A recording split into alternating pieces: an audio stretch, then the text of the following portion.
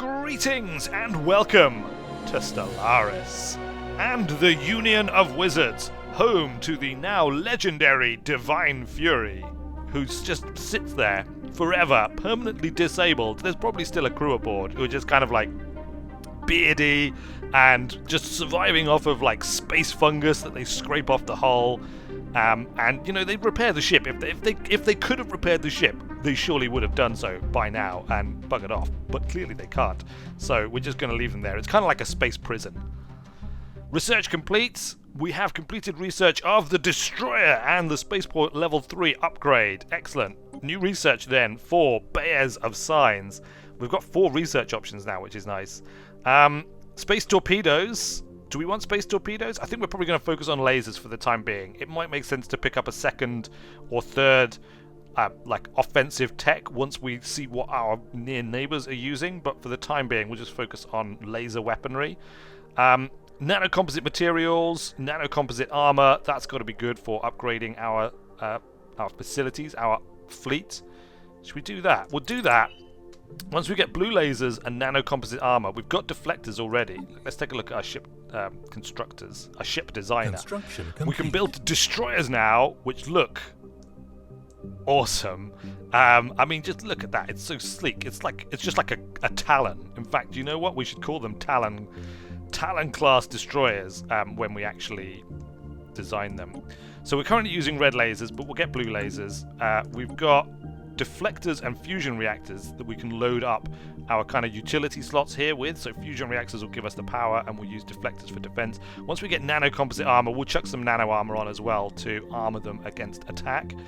We're still only using warp drive 1. We can set our combat computer to aggressive or defensive, chemical thrusters and other stuff. I'm not going to build any destroyers just yet because with 2 researches incoming, I'm just going to wait for these 2 things to be completed and then we will build ourselves a fleet of destroyers and corvettes to take the awesome power of our fleet to the stars and make them listen.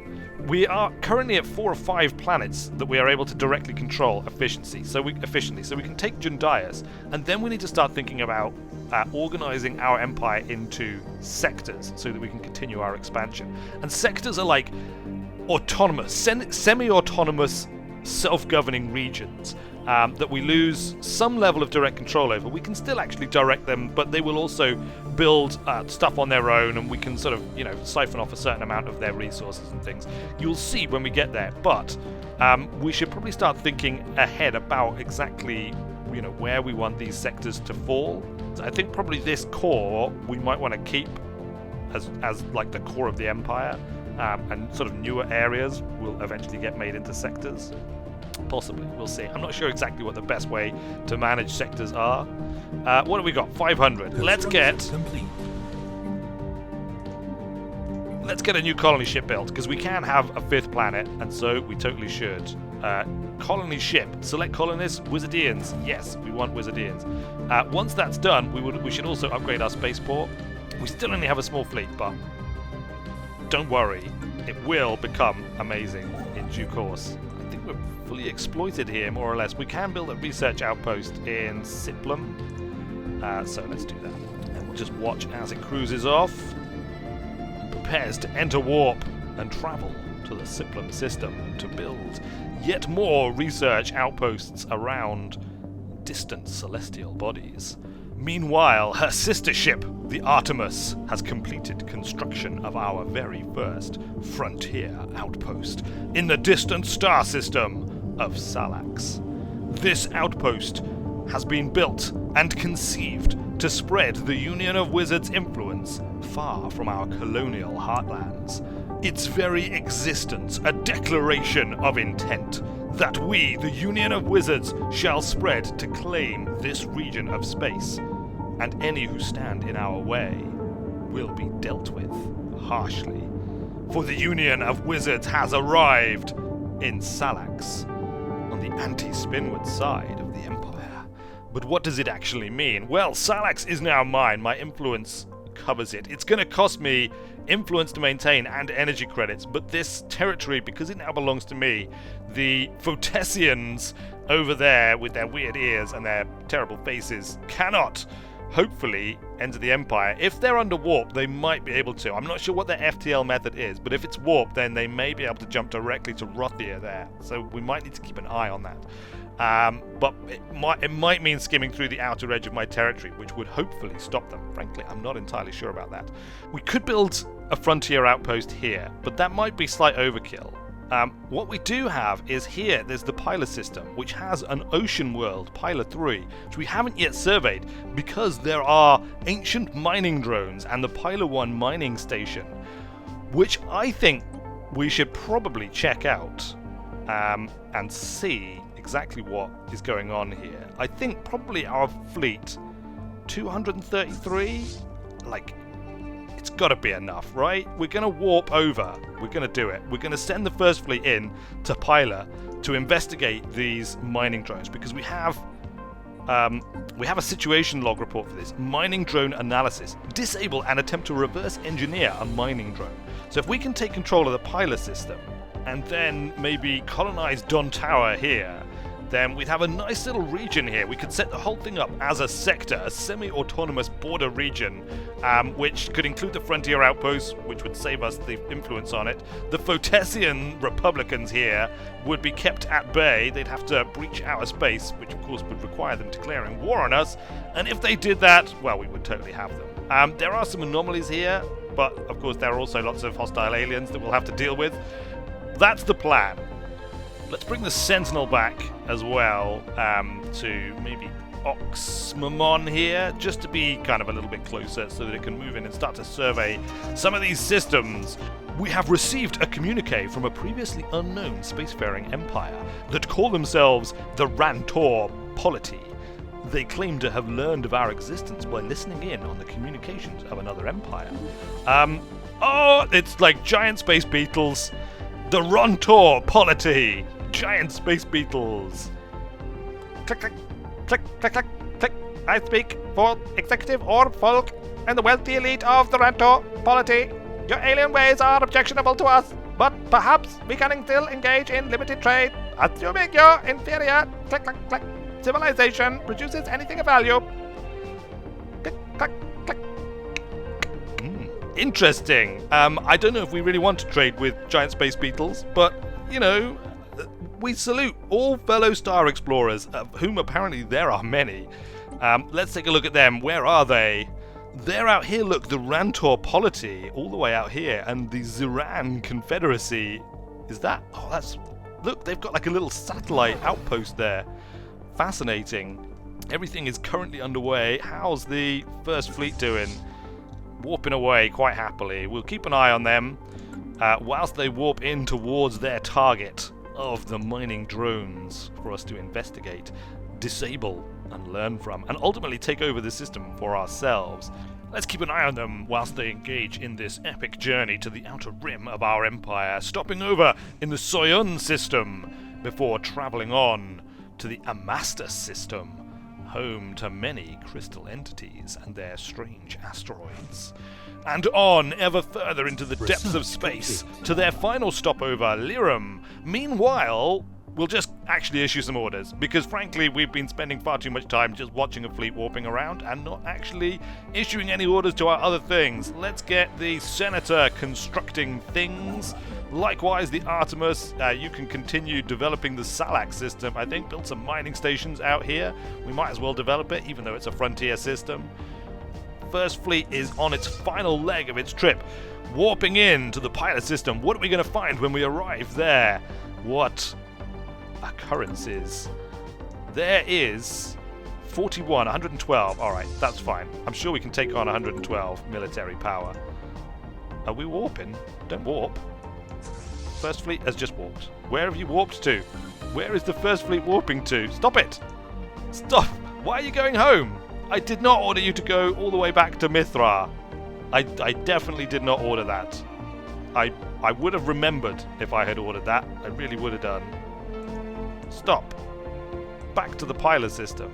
Construction complete. Why can't you go there? We do not have border access to the...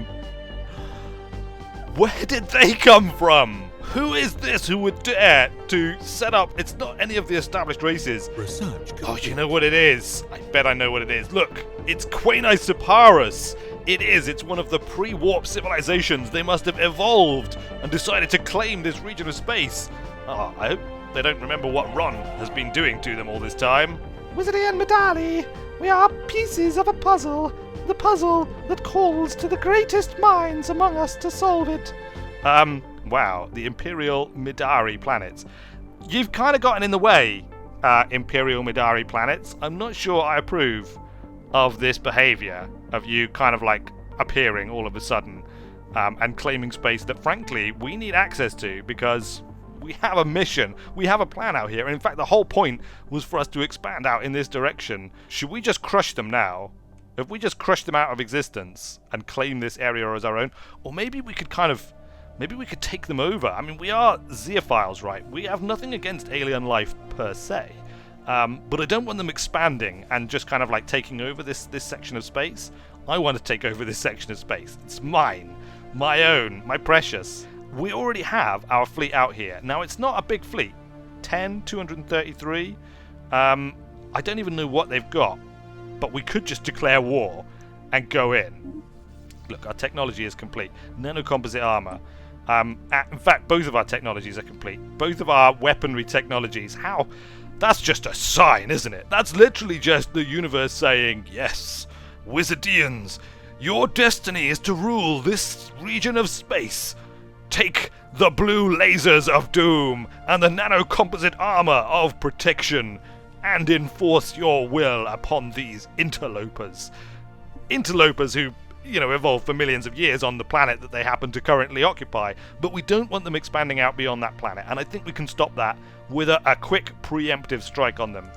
Let's select our technologies first. We could unlock disruptors, plasma throwers, plus 100% armor penetration.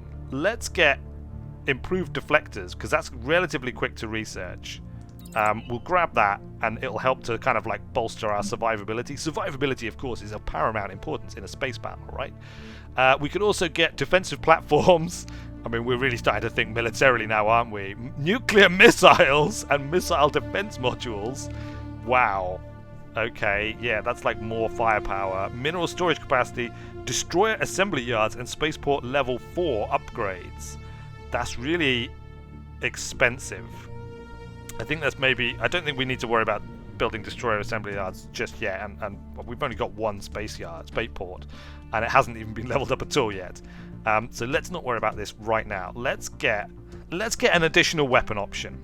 We'll go with that. Missile defense modules. Good. All right, that's the decision, and we are going to go to war, which means we need to declare war. Whether you believe in your role in the universe is irrelevant. We will seek to unveil it regardless.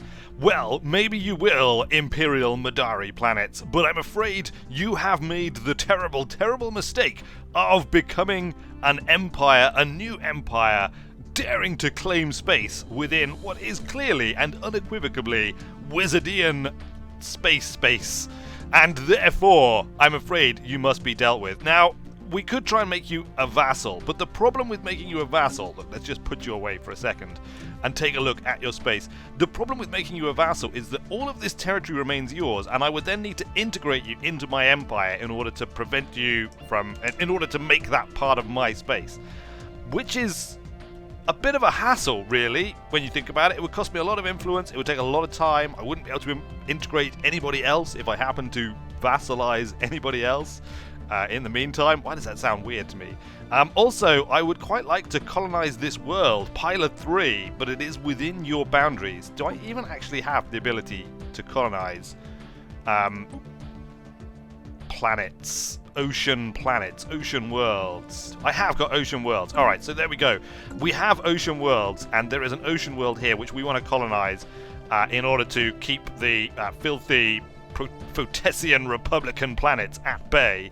Although, I feel a little bit bad about this. I feel a little bit like I might be picking on the little guy, and we are Zeophiles, so we do like aliens. We're happy to integrate you into our empire, but I suspect you're not going to do that willingly. And so you're just going to have to do it unwillingly, I'm afraid. The Imperial Madari planets. We are the Imperial Madari planets. Welcome back, our wizarding friends. Yeah, you are pathetic relative to us, I'm afraid. You have inferior fleet power, your naval capacity is equivalent, to be fair, but your technology is pathetic. You're wary of us. You're right to be wary of us, for we are going to declare war. The wizards are going to war. It may seem a little bit like seal clubbing, but trust me, this is the right move for the Imperial Madari planets. We are enlightening them. Now, we could make them a protectorate. Protectorates are kind of annoying because it becomes a protectorate, and then ultimately he will become a vassal when he grows sufficiently in technology. I think he has to have 40% of the technologies that I have. Now, given that that may never happen as I continue to research technologies, he may never catch up. It would just be a protectorate forevermore, and frankly, that would just be annoying. So I'm afraid you're going to have to cede your sovereignty to us. That is our war demand. Our war demand is that you cede your homeworld to the Wizardian people. In the name of Wilberforce Weird, High Wizard, we demand it. But don't worry, you'll be treated well once you have been integrated into our mighty empire. Confirm! It's done! It is done! Look, we have gone to war. Which means we can now actually send our fleet to do stuff. Now, we could send them straight into Vocon. We probably should, at least to see what's going on. Let's bring them in. They may or may not be able to actually take their planet straight away, because we've only got a fleet score here of 233, and they're likely to have at least like a starbase defending it, which will probably have 400 odd military scores. So we'll poke our nose in and we'll see what's going on, and we might like pick off some of their ships just to prevent any difficulties. Good. As we are now at war, we should probably order up the construction of some more corvettes. I would order destroyers, but we can't actually build destroyers yet without leveling up our spaceport, which we can't afford to do and will take ages. And we're in a state of war, so we'll just have to make do with corvettes. It's fine, we'll just make do with corvettes.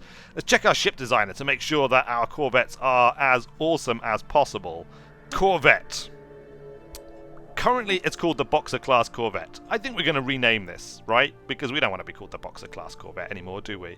Let's rename this the Magic Missile. Save that, and then we will re-equip this with blue lasers throughout. Blue lasers do at small size. Red lasers were average damage 1.64, average damage 1.96. So a nice little bump in damage from red to blue laser technology, plus 50% armor penetration. And of course, we also want deflector shields. Let's see if we can have 3 deflector shields and 2 fusion reactors. No, let's swap out one of these deflectors for some armor. I guess we could go for 1 deflector shield and 2 lots of nano composite armor. Armor 1. I guess the only way we could get to having 2 deflector shields, shield hit points plus 25, would be to drop all of our advanced weapons. So we're not going to do that. That is it. That is the Magic Missile Class Corvette. Save. A design with that name already exists. Yes, we shall supersede it. And then we shall order up the construction of a few of those. 1, 2, 3 of those. Look, we've got enough. But meanwhile, the first fleet is just arriving in the Vocon system. Look, they have warped into the outskirts of the system. Has this recently... Oh, look. The space station looks like it's still under construction, or possibly it has been damaged somehow. Look, it's only got a tiny bit of health left. It's 413 fleet power, which is considerably more than us. But frankly, if it's not finished yet, now might be the perfect time to strike. Look, it really is a preemptive strike. Faye Potter, seeing the poor state of these new entrants on the Galactic stage, has decided to take the initiative and to immediately move on the Quainai Separa's homeworld and try and take them now before they're able to get their spaceport fully operational and able to defend their space. Look, the fleet is rushing in. They have engaged. We've got the advantage. We have a clear advantage already. Faye Potter ordering the fleet to spread out now and close slowly. We've got a second ship that's already been constructed. We'll move that in just in case it's needed, but frankly, it's going to take ages to get here. Come on, Faye. We don't seem to be taking any fire from this space station. Could it be that their weapon systems are not yet operational? Our ships are opening fire with their slightly outdated red lasers, but I'm sure it will be more than enough to batter down the defenses of these primitive people. It certainly seems to be hammering their space station, and with no return fire coming whatsoever, it is just a matter of time. Faye Potter moving in decisively to seal the victory for the Wizarding people by destroying the space infrastructure of the Situation log updated. whatever they were called. Midarians! The Midarians. I'm sorry about this, but unfortunately, you have been defeated. 34% war goals. We're going to have to bombard the planet as well. We're going to engage in some limited planetary bombardment just to ensure that the population submit to us in due course. In case they don't, we'll bring the transport fleet in with the army. But hopefully, if this will continue to go up as we continue to bombard them, then that should mean that we will effectively win the war. That is how wars work. You see, you set a war goal and then you build towards achieving that war goal. And when you have succeeded, then you get what you demanded. In this case, victory! Victory against the Imperial Midari planets. We have heard the pain of the cosmos crying out against this conflict. To stop this senseless dissonance, we surrender immediately. Wow. Of course you do. The best possible outcome. Absolutely the best possible outcome. We have won the war with the following demands. Seed planet. Of course, winning the war is only the beginning of our relationship with these people, because now we are going to have to govern them. But of course, that will have to wait until next time when we install a planetary governor and do all sorts of other interesting things with these new Xenos under our domain. But until then, thanks a lot for watching, everybody. I have been Weird Wizard, and I will see you later.